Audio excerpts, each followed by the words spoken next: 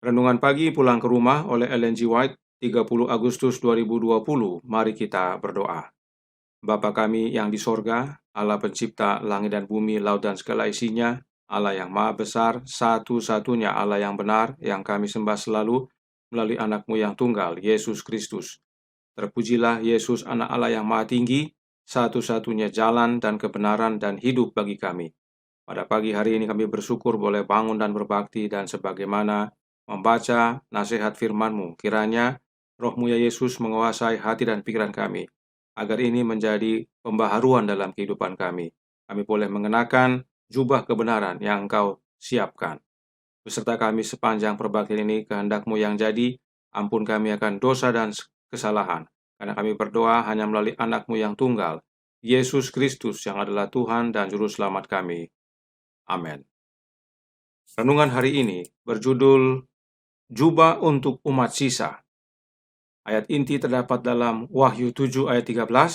Siapakah mereka yang memakai jubah putih itu, dan dari manakah mereka datang? Umat Allah dalam banyak hal memang bersalah. Iblis mengetahui dosa-dosa orang yang dibujuk agar melakukannya, lalu dikemukakannya hal ini dengan membesar-besarkannya serta menyatakan, apakah Allah membuang aku dan para malaikatku dari hadiratnya, tetapi memberikan pahala bagi mereka yang melakukan dosa? Engkau tidak mungkin melakukan ini, ya Tuhan, di dalam keadilan.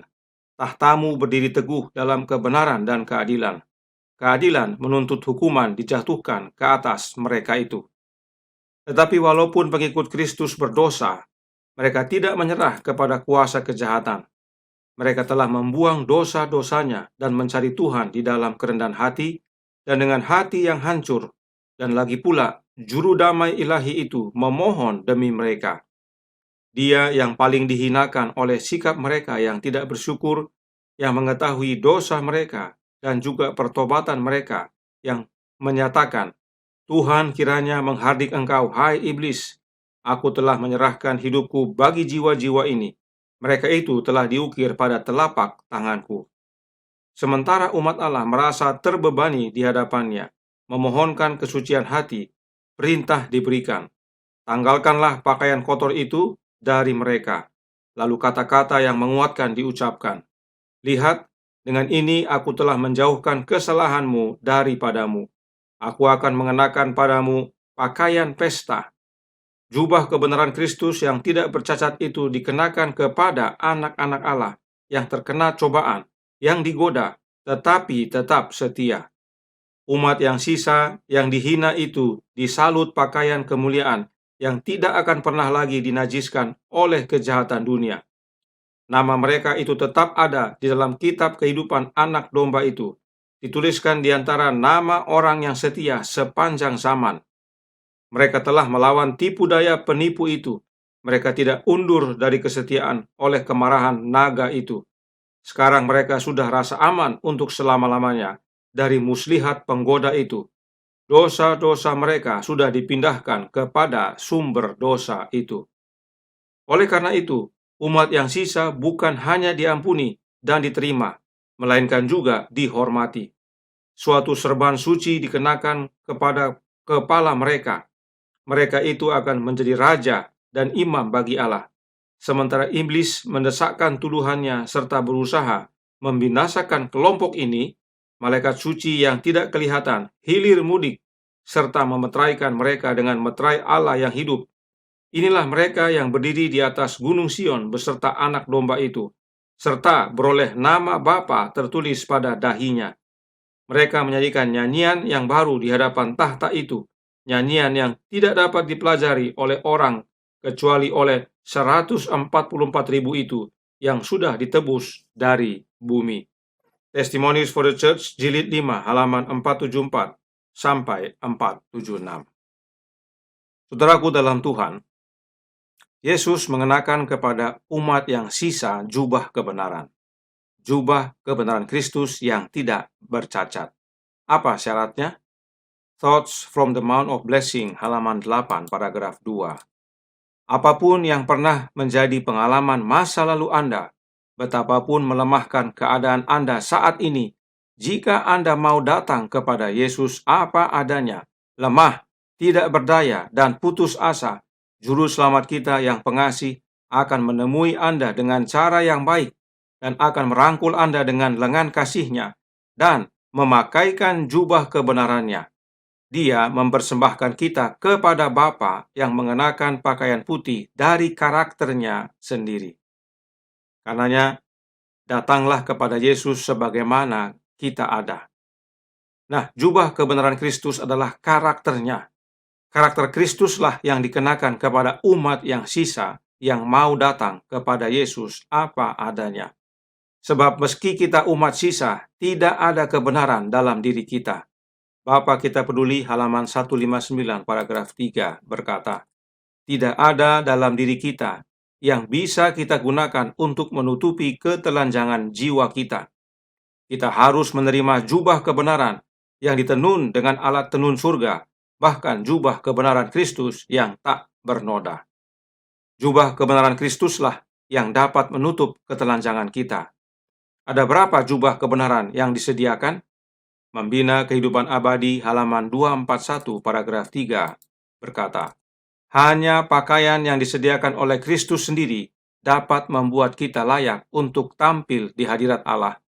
Pakaian ini, pakaian kebenarannya sendiri, akan dipakaikan Kristus kepada setiap jiwa yang bertobat dan percaya. Maka aku menasihatkan engkau, katanya, supaya engkau membeli daripadaku pakaian putih, supaya engkau memakainya, agar jangan kelihatan ketelanjanganmu yang memalukan. Wahyu 3 ayat 18. Jika disebut hanya, maka hanya pakaian kebenaran Kristus saja yang kita perlukan. Tidak ada yang lain. Itu sebabnya Yesus berkata, supaya kita membeli dari Yesus. Cukup membeli dari Yesus. Renungkan saudaraku dalam Tuhan. Jubah kebenaran hanya satu, yaitu yang dari Yesus saja. Jubah kebenaran itu adalah karakter, dan hanya satu karakter yang kita perlukan, yaitu karakter Yesus. Maka artinya, hanya Kristus yang kita perlukan, tidak ada yang lain. Lalu bagaimana caranya untuk mengenakan pakaian Kristus? Review and Herald April 5, 1906 paragraf 12 berkata, Rohlah yang memberi hidup, daging sama sekali tidak berguna. Perkataan-perkataan yang kukatakan kepadamu adalah roh dan hidup. Di sini Kristus bukan mengacu kepada doktrinnya, tetapi kepada pribadinya, karakter keilahiannya. Kalimat awal dalam kutipan ini diambilnya White dari Yohanes 6 ayat 63. Dan roh yang Yesus maksudkan bukanlah doktrin, tetapi pribadinya, karakternya. Jadi jangan lupa, jubah kebenaran Kristus adalah karakter Kristus. Dan memang sesuai Alkitab, buah roh adalah karakter. Karenanya karakter Kristus ditanamkan ke dalam hidup kita melalui kehadiran rohnya dalam hati kita. Kembali kita baca kutipan berikut ini dari surat nomor 25 tahun 1882 paragraf 20 yang berbunyi, Roh Kristus di dalam hati akan dinyatakan dalam karakter, akan mengembangkan kualitas dan kuasa yang mulia. Jubah kebenaran yang adalah karakter Kristus itu sendiri yang tidak tercemar, dipakaikan kepada kita melalui kehadiran rohnya Kristus dalam hati. Kapan harus mulai dipakai? Bapa kita peduli halaman 230 paragraf 5. Jubah ini, karakter Kristus sendiri yang tak bernoda, dengan limpah ditawarkan kepada semua umat manusia. Namun, semua yang menerimanya akan menerima dan memakainya di sini. Jubah itu harus mulai digunakan di dunia ini, agar kita layak nantinya berdiri di hadapan Raja dan menerima kerajaan kemuliaan itu. Jubah ini dipakaikan kepada kita setelah kita dibersihkan oleh Kristus. Kapan sebaiknya kita mulai dibersihkan? 1888 Materials, halaman 127, paragraf 3, berkata, sekarang Kristus ada dalam Ka'bah surgawi, dan apa yang sedang Dia lakukan? Membuat pendamaian bagi kita, membersihkan Ka'bah dari dosa manusia. Kemudian kita harus masuk dengan iman ke dalam tempat kudus bersamanya. Kita harus memulai pekerjaan di tempat kudus jiwa kita. Kita harus membersihkan diri kita dari segala kekotoran. Kita harus menyucikan diri kita dari semua pencemaran jasmani dan rohani, dan dengan demikian menyempurnakan kekudusan kita dalam takut akan Allah. Kapan kita mulai pekerjaan pembersihan ini? Sekarang. Sebab sekarang Yesus masih dalam Ka'bah surgawi, yaitu dalam bilik maha suci, melakukan pendamaian. Roh Nubuat juga menyatakan dalam Counsels to Writers and Editors, halaman 24 paragraf 2, yang berkata, hanya dengan mengenakan jubah kebenaran Kristus, kita dapat lolos dari penghakiman yang akan datang di bumi.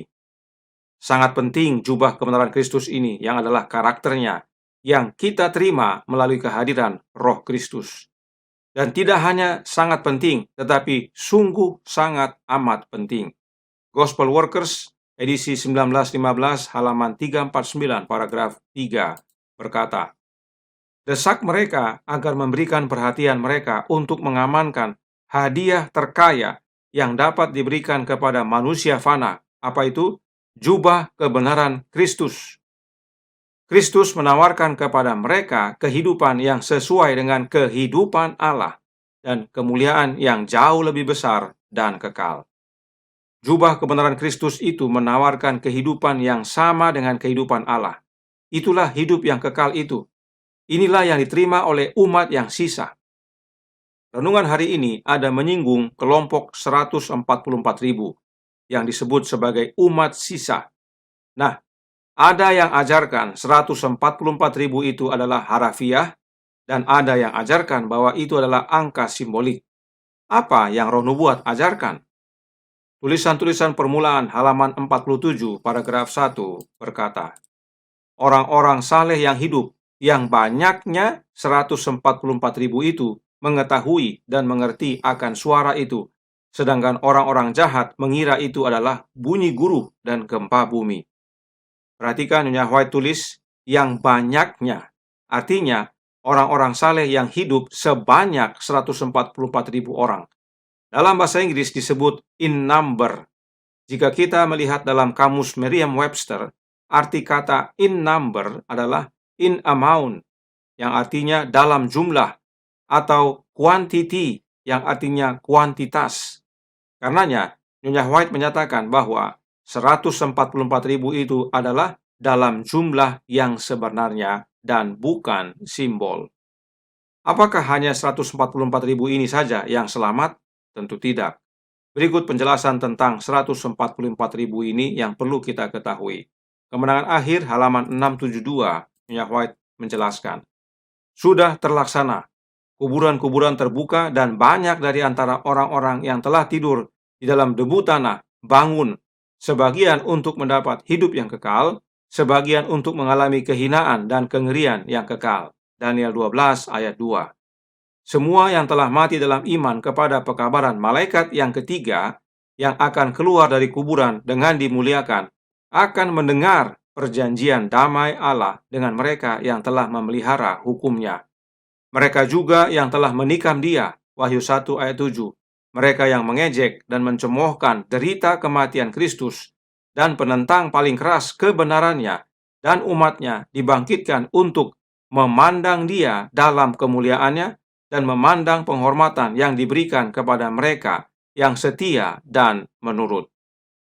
Saudaraku dalam Tuhan, ini adalah gambaran tentang kebangkitan istimewa. Dalam kebangkitan istimewa ada kelompok yang dibangkitkan. Yang pertama, yang bangkit untuk mendapat hidup yang kekal, dan yang kedua, yang bangkit mengalami kematian yang kekal. Siapa yang bangkit untuk mendapat kehidupan kekal? Mereka yang tergabung dalam 144.000. Mereka inilah yang disebut Nyonya White orang saleh yang hidup, yaitu yang hidup sebelum Yesus datang. Mereka akan saksikan kedatangan Yesus yang kedua kali. Siapa yang mendapat kematian kekal? Imam besar yang mengadili Yesus, tentara Roma yang menikam Yesus, serta semua yang mencemooh dan mengejek Yesus. Mereka semua ini akan bangkit untuk menyaksikan kedatangan Yesus yang kedua kali.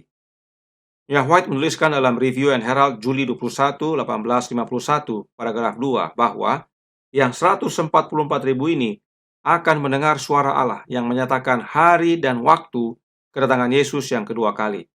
Mereka inilah yang menyaksikan awan kecil hitam sebesar setengah telapak tangan yang datang dari timur, yang semakin besar dan semakin besar sampai akhirnya memenuhi langit.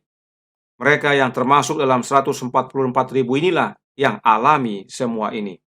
Nah, setelah Yesus tiba di dunia ini dan pasukan malaikat memenuhi langit, maka ditiuplah trompet, dan umat Allah yang setia, yang mati dalam Yesus, dibangkitkan. Inilah yang disebut kebangkitan umum. Semua umat setia yang sejak Adam bangkit. Ini penting umat Allah pahami dengan benar. Bagi yang mau mempelajari lebih mendalam tentang 144.000 ini, kami berikan linknya di bawah ini. Jadi, mereka yang tergabung dalam kelompok umat sisa yang telah mengenakan jubah kebenaran Kristus. Sebagai penutup, Roh Nubuat menyatakan dalam Testimonies for the Church volume 5, halaman 475 paragraf 2 yang berbunyi, "Inilah yang ditebus dari antara manusia menjadi buah sulung bagi Allah dan bagi anak domba." 144.000 adalah buah sulung bagi Allah, yaitu Allah Bapa. Lihat penjelasan pelajaran tanggal 29 Agustus. Dan bagi anak domba, yaitu Yesus Kristus. Artinya, 144.000 itu adalah buah sulung dari dua oknum, yaitu Bapa dan anaknya.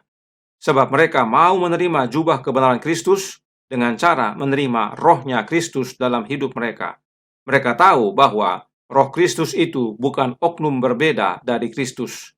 Roh Kristus itu adalah pribadi dan karakternya Kristus. Mau menjadi bagian umat sisa dan mengenakan jubah kebenaran Kristus? Terima Roh Kristus dalam hati oleh iman. Tuhan memberkati. Saya bawa dalam nama Yesus. Amin. Mari kita berdoa. Bapa kami yang di sorga, Allah pencipta langit dan bumi, laut dan segala isinya, satu-satunya Allah yang benar yang kami sembah selalu melalui anak-Mu yang tunggal, Yesus Kristus. Terima kasih atas kebenaran yang sangat penting ini, agar kami memahami makna jubah untuk umat sisa dan siapa umat sisa itu. Tolong kami ya Bapa, hadirlah dalam hati kami, melalui kehadiran anak-Mu, Roh Kristus. Dengan itu kami diubahkan menjadi serupa dengan Dia dan melayakkan kami menerima kehidupan kekal. Tolong kami sepanjang hari ini kehendak-Mu yang jadi. Ampun kami akan dosa dan salah. Karena kami berdoa hanya melalui anak-Mu yang tunggal, Yesus Kristus, yang adalah Tuhan dan Juru Selamat kami. Amin.